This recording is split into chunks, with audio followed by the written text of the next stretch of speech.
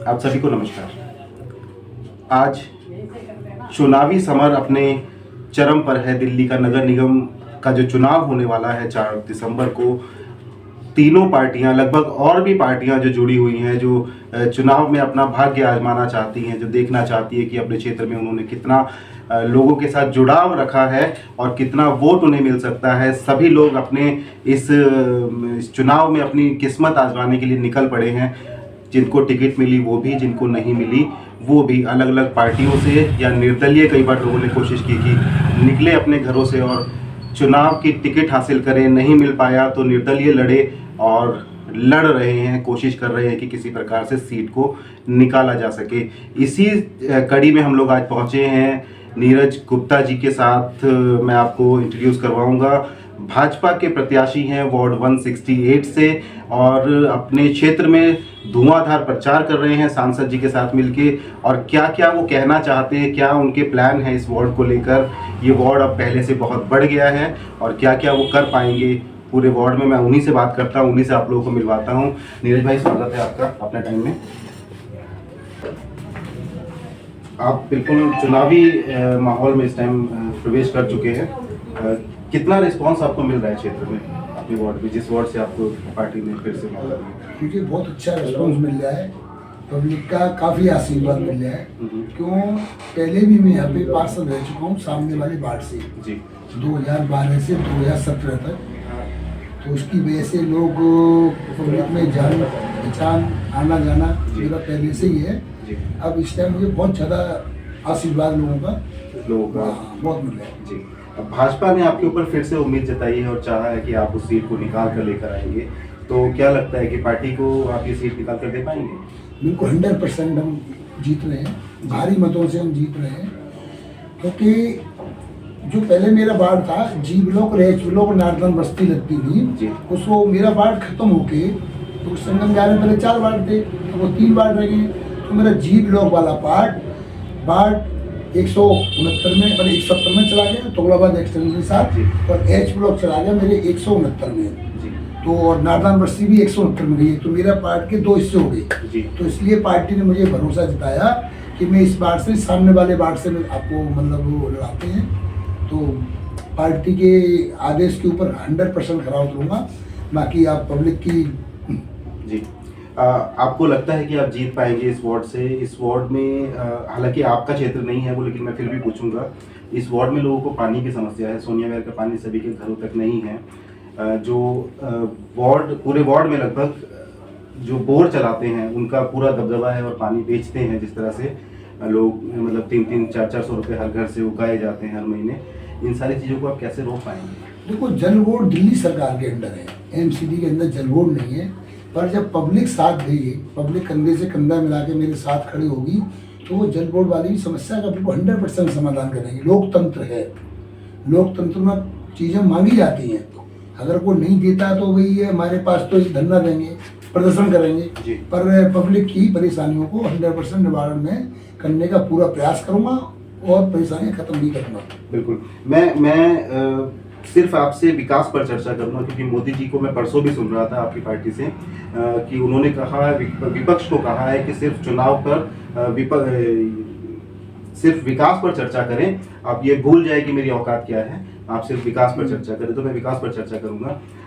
गलियों में जो नालियां हैं जिनकी सफाई के लिए लोग अक्सर परेशान रहते हैं, लोग खुद करते हैं या जो सफाई कर्मी हैं उनसे बहुत रिक्वेस्ट करते हैं, जो वो लोग नहीं उसको करते हैं कई बार। तो इन सारी चीज़ों को कैसे मैनेज करेंगे? देखो, एमसीडी का मेन काम तो सफाई का है जी। नालियाँ सफाई और कूड़ा उठाना, ये एमसीडी का सबसे मुख्य काम है जी। उसका 100% काम करेंगे, कोई दिक्कत नहीं है किसी प्रकार की। 100% मेन काम तो हमारा एमसीडी का सफाई का ही है। बिल्कुल। और तो काम कुछ है नहीं। जल बोर्ड हमारे अंडर नहीं है, सीवर हमारे अंडर नहीं है, दिल्ली सरकार के हैं। तो मेन हमारा काम नालियों की सफाई, कूड़ा उठवाना, गलियों में झाड़ू लगवाना, स्ट्रीट लाइट लगवाना, ये हमारे मेन काम है।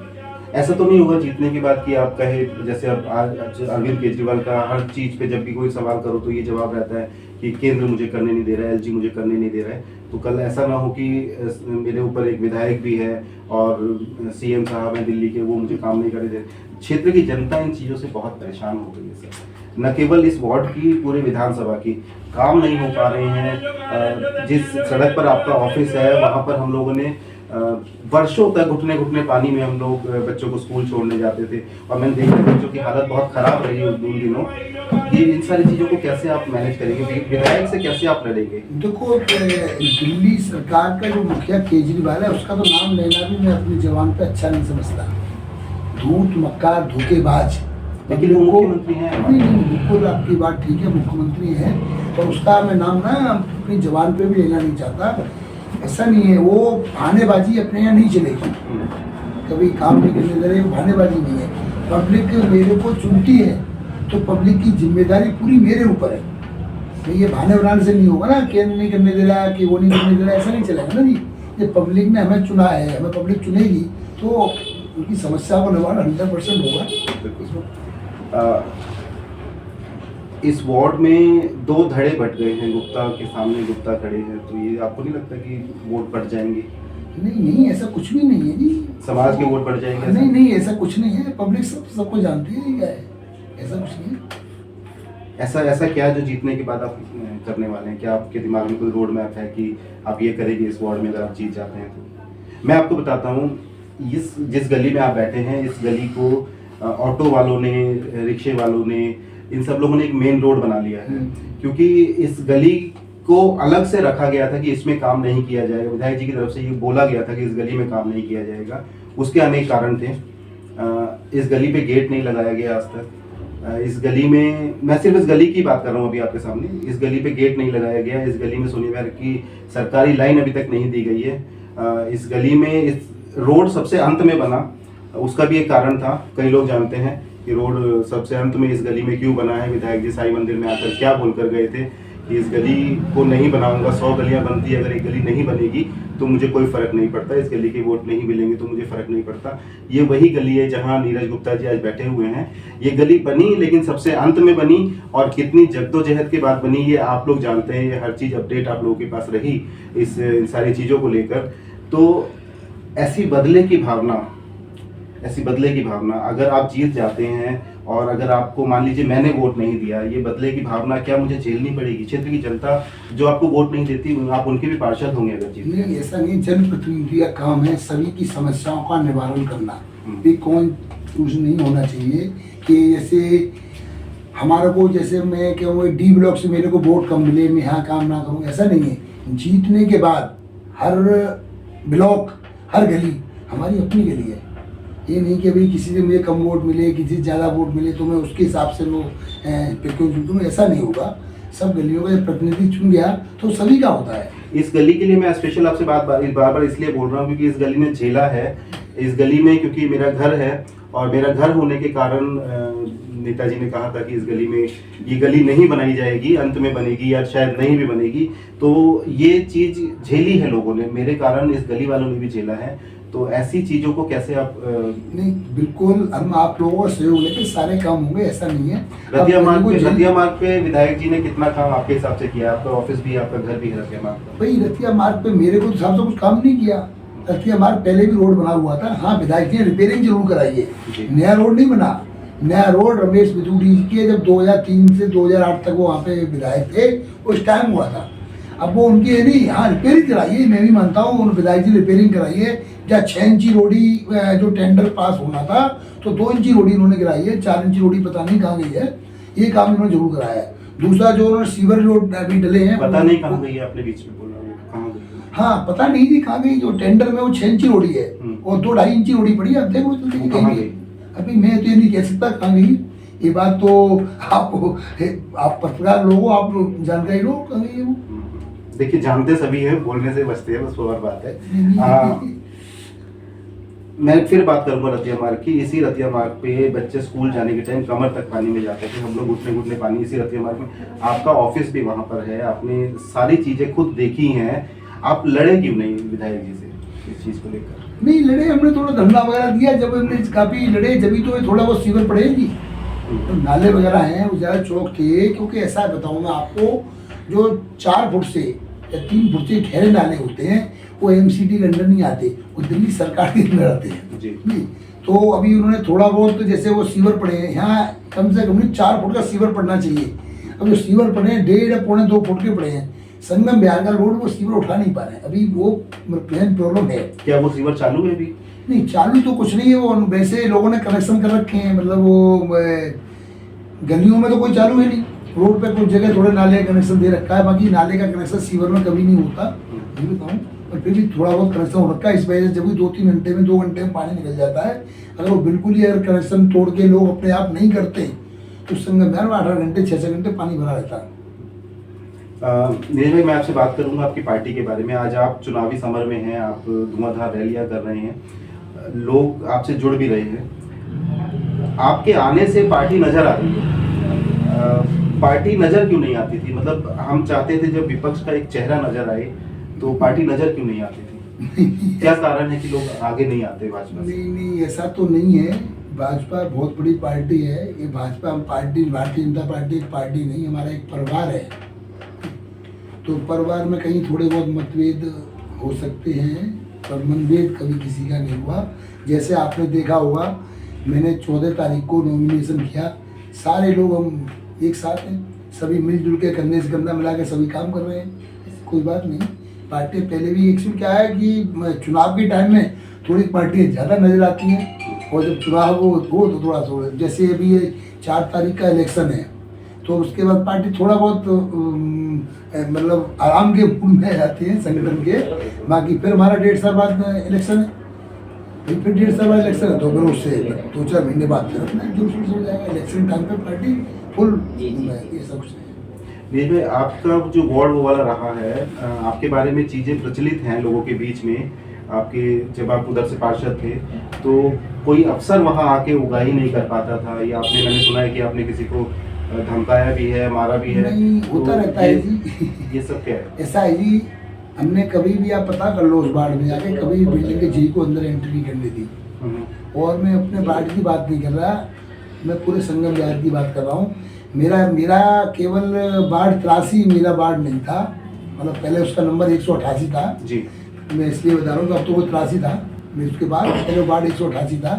तो मैंने कभी ये नहीं कि अपने वार्ड को ही अपना समझा था, मेरा पूरे संगम बिहार को, मैंने पूरी संगम विधानसभा को मैंने अपना समझा। मैंने किसी भी वार्ड में किसी चीज को आने नहीं दिया। तो आप अफसरों को अभी भी ऐसे ही, अगर आप नहीं, देखो, पब्लिक की भलाई के लिए, पब्लिक के हित के लिए। आपको डर नहीं लगता आप एक अफसर पे हाथ उठा? नहीं, अफसर ने हाथ उठाने वाली बात नहीं है, पर यह पब्लिक की भलाई के लिए मुझे किसी भी हद तक जाना पड़े तो मैं जाने को तैयार हूँ।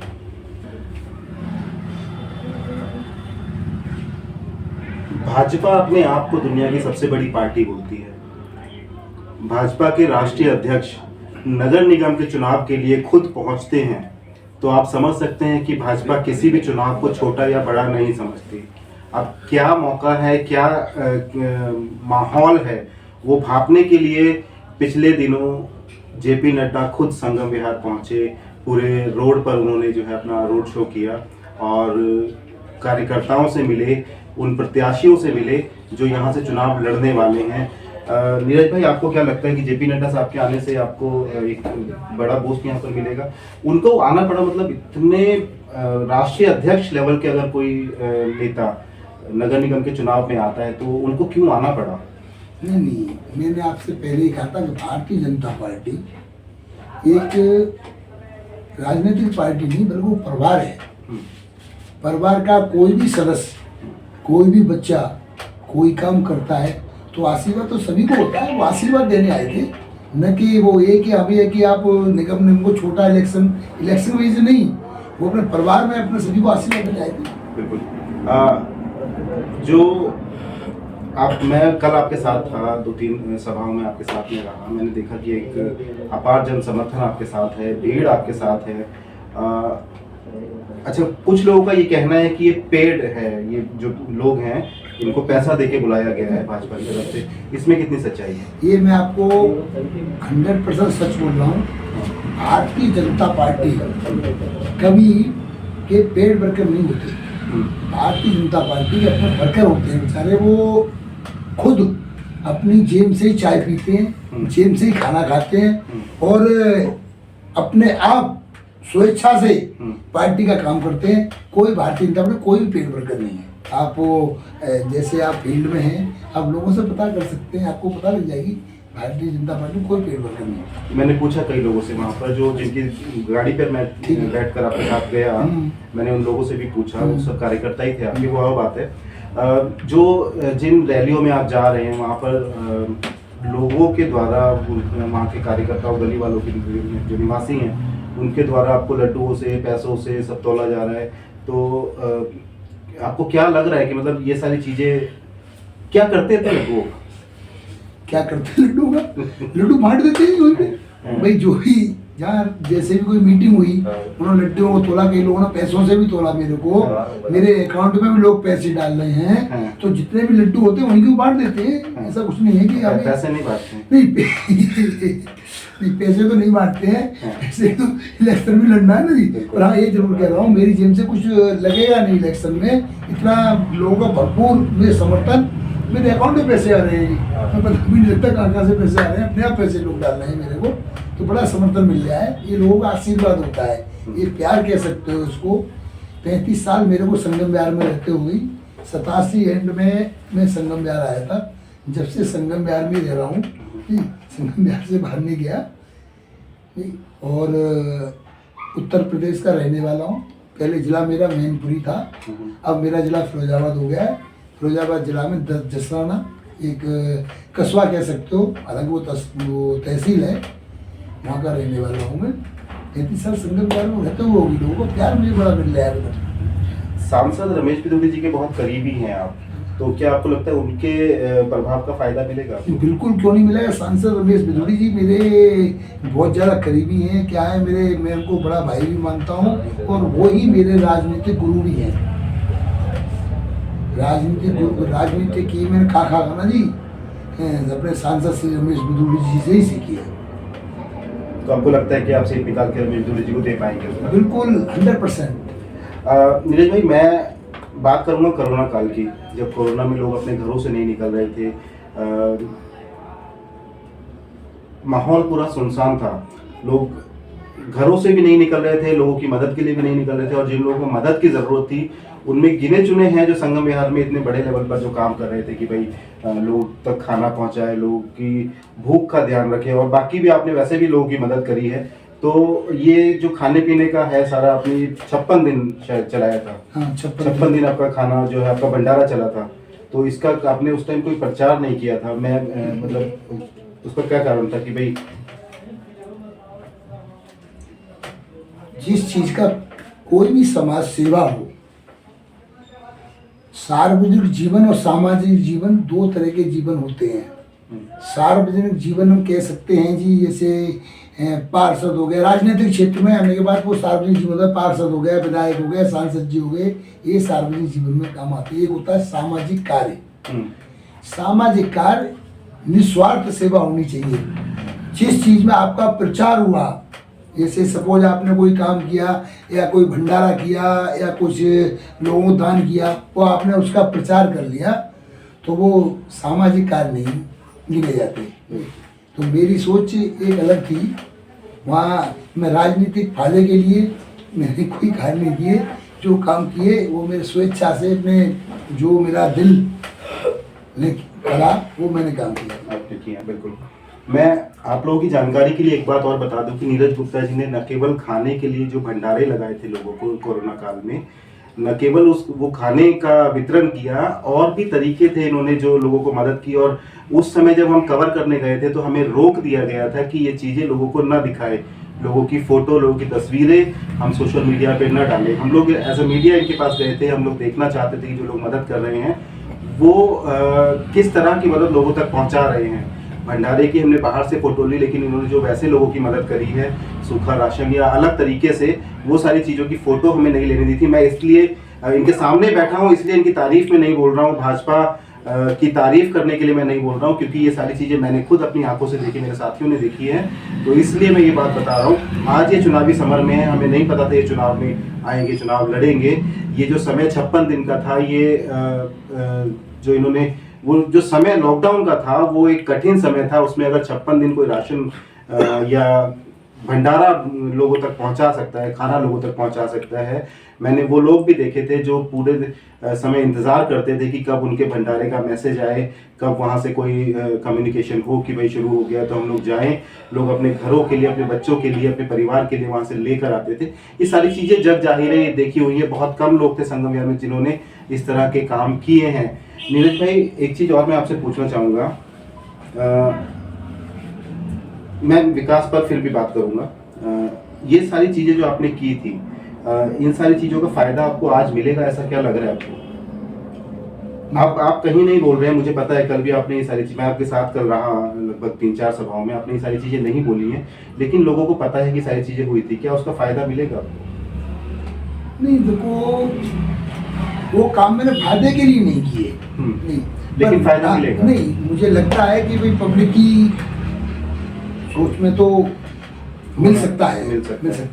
बाकी मैंने कोई मैं अपना आज का जो कार्यक्रम खत्म करूंगा उससे पहले आपसे एक वादा चाहूंगा, क्योंकि जो लोगों ने झेला है विधानसभा चुनाव और उसके बाद, और जो लोग जीत कर आए उसके बाद जो लोगों ने झेला है, सौतेला व्यवहार उन लोगों के साथ होता है जिन्होंने वोट नहीं दिया, या जो आपके खिलाफ आपके सामने खड़े होकर बोल सकते हैं। ऐसे बहुत कम लोग होते हैं जो आपके खिलाफ आपके सामने खड़े होकर बोल सकते हैं। क्या अगर कभी मैं आपके सामने आपकी खामियों को लेकर आता हूँ, आपके खिलाफ कभी बोलता हूँ, तो क्या मेरे गली वालों को वो झेलना पड़ेगा? आप पार्षद के तौर पे क्या मेरी गली वालों को परेशान करेंगे? बिल्कुल नहीं। तो आप मुझे आपके सामने बोलने की आज़ादी दे रहे हैं? बिल्कुल। आपकी खामियों पर मैं बोल पाऊँ? बिल्कुल, 100%। देखो, मैं बताऊँ, दोस्त और दुश्मन की आपको मैं पहचान बताता हूँ कि अदरवाइज जो मेरा ज़्यादा मित्र होगा, ज़्यादा मेरे को चाहेगा, वो बंदा मेरी कमियां बता सकता है। जो केवल तारीफ कर सकता है वो मतलब वो दोस्त नहीं हो सकता, वो दुश्मन हो सकता है। बिल्कुल। मैं इस बात के लिए नीरज भाई से वादा ले रहा हूँ कि भाई अगर कल ये पार्षद बन जाते हैं और कहीं कोई कमी रह जाती है जनता की सेवा में, जनता को विकास कार्य सर्व करने में, आप लोगों तक चीज़ें पहुंचाने में कहीं कोई कमी रह जाती है, तो मैं बोल पाऊँ, मैं लड़ पाऊँ आपसे। ये वादा आपसे चाहिए। कल ये ना हो कि आप मुझसे नाराज़ हो जाए और कहीं आपके लोग आके मुझे, समझ रहे हैं आप। तो ये सारी चीज़ें थी नीरज गुप्ता जी से मैंने जो आज पूछने की कोशिश की, समझने की कोशिश की। इसी समर में हम फिर किसी और शख्सियत के साथ मिलेंगे, और तब तक के लिए आगे दीजिए। नमस्कार।